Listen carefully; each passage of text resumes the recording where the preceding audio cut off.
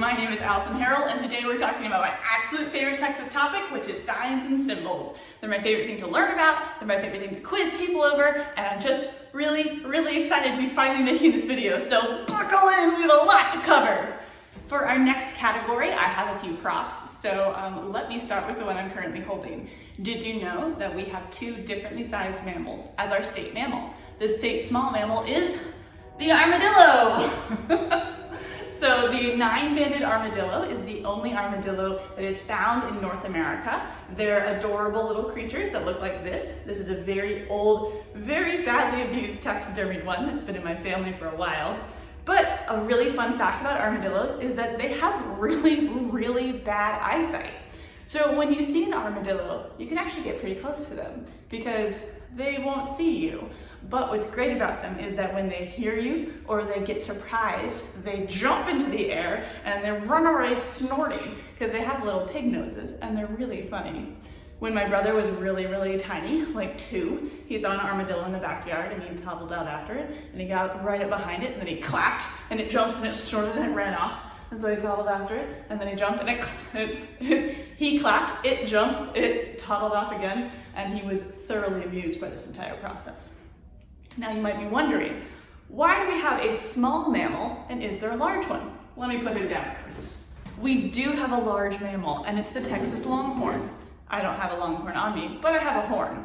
So the Texas Longhorn was an important breed of cow for the state of Texas because for a long time before refrigeration was invented, the horn was actually the most valuable part of the cow because you can use the horn to make a variety of things.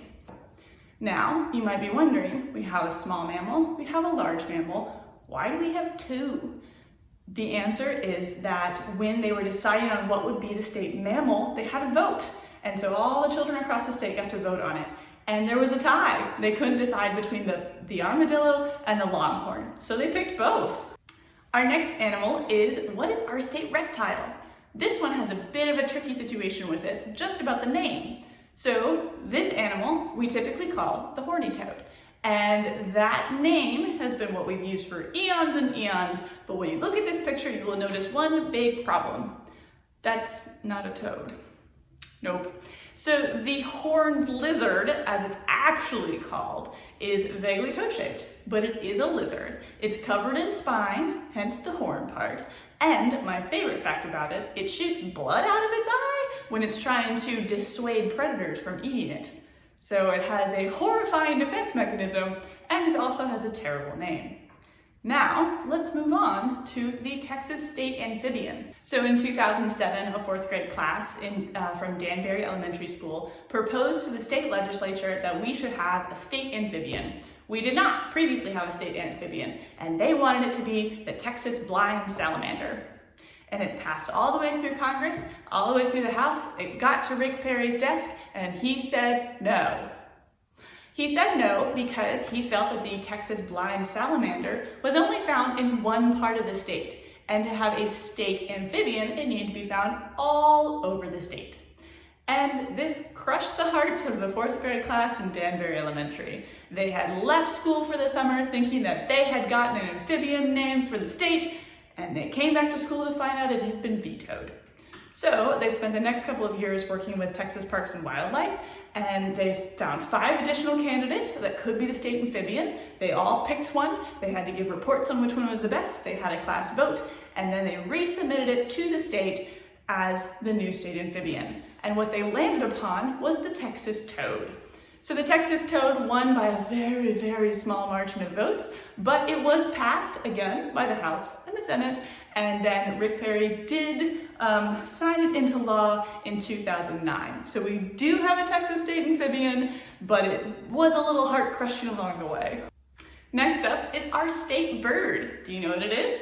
It's the mockingbird. So the northern mockingbird was made our official state bird in 1927 at the request of the Texas Federation of Women's Clubs. Now, my favorite thing about this, I do love a good mockingbird. They have so many different calls, they're such an amusing little bird. This quote from the directive to get it made into our state bird is pretty astonishing as well. It is a singer of distinctive type, a fighter for the protection of his home, falling if need be, in defense like any true Texan. So Go, you little northern mockingbird. You do that thing. One more mammal that we have is the flying mammal. So the Texas state flying mammal is the Mexican free-tailed bat, and it was named our state flying mammal in 1995. I do know that we have a state dog. I used to think this was one of our newer signs and symbols, but I have to stand corrected. There are so many more that have been added recently. But we do have a state dog. It was designated in 2005, and it is the blue Lacy. This is a herding and a hunting breed that was bred by the Lacy brothers, who settled near Marble Falls from Kentucky in 1858. Our state insect is the monarch butterfly. This butterfly was designated as ours in 1995. That's not to say that other states also don't have the monarch as their official butterfly and insect. They do. But Texas is home to over 400 species of butterfly, and every year Texas is an integral part of the monarch migration from north to south to go to Mexico for the winter. So we are just one of the stopping points of the butterfly migration, and we do enjoy their presence every year when they come through, going down and then going back up. Now, you might be wondering, I have talked about amphibians, I have talked about mammals, but what about animals that live in the water? You would be correct. I have skipped over the Texas state fish.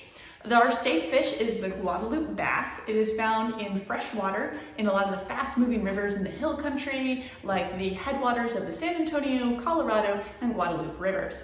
Now, you might expect, well, if we have a freshwater fish, surely we have a saltwater fish, and you would not be wrong, because we do. Our saltwater fish is the red drum, and it was designated in 2011. So after the dog. One of the weirder ones on my animal list is the Texas state crustacean. The Gulf Coast shrimp is our official crustacean and has been since 2009. I don't really have a good category name for these last three signs and symbols, but I do have at least one visual aid, so we're gonna roll with it. So, what is our state gemstone? It's the Texas blue topaz. What is our state gemstone cut? What? That would be the Lone Star cut. Now, the next one is a little bit different. What is our state stone? That would be Petrified Palmwood. This was officially adopted in 1969. Yeah. Now, my last one, I have a visual aid and a bit of a story. So, in 1987, the Texas state seashell was named, which is the lightning whelk. Now, let me get closer to show you what the lightning whelk looks like. Ta-da! This is a lightning whelk, and it might be named because these lines look like lightning, or because the base of the whelk kind of resembles a lightning strike. They're very thin and very long. Now, an interesting fun fact about the lightning whelk is that, well, all seashells actually, they have a hand to them. Any seashell that spirals from the top like this, it spirals a specific direction, and that's the direction that the animal naturally progresses its shell. So when you look at a seashell, when you look at it, whatever hand you can put within the shell and curl, so like the hand, the direction your hand is going, which hand can fit in. So this is my left hand, it goes into the shell and curls. My right hand doesn't go in like that. So this is a left-handed lightning whelk. So, really fun fact about lightning whelks, most of them are left-handed. Okay, we're gonna do a little bit of a lightning round to get through all the rest of these. The state aquarium is the Texas State Aquarium in Corpus Christi. The state bison herd is the one that lives at Caprock Canyon State Park. The state Bluebonnet Festival is the Chapel Hill Bluebonnet Festival. The state Bluebonnet Trail is the Ennis Trail. It's 30 miles south of Dallas. The state epic poem of Texas is The Legend of Old Stone Ranch. The state flower song is a song called Bluebonnet, written by Julia D. Booth and Laura C. Crockett. The state folk dance is the square dance. The state footwear is the cowboy boot. The state headwear is the cowboy hat. The state botanical garden is the Lady Bird Johnson Wildflower Center in Austin. The state hashtag is #Texas. This was added in 2015, in case you were wondering. There is also a state hashtag of Texas tourism, which is Texas to do. The state Longhorn herd is the foundation herd of the Texas Parks and Wildlife Department. The state rodeo drill team are the Ghost Riders, and the state vehicle is the chuck wagon. Now, are there any that I missed? I'm sure there are. There are a number that I didn't say today, like the dinosaur, which has a very interesting story with it, or the fact that we have 4 state official plays. but don't have any more time for those today, so you're just gonna have to learn about those on your own.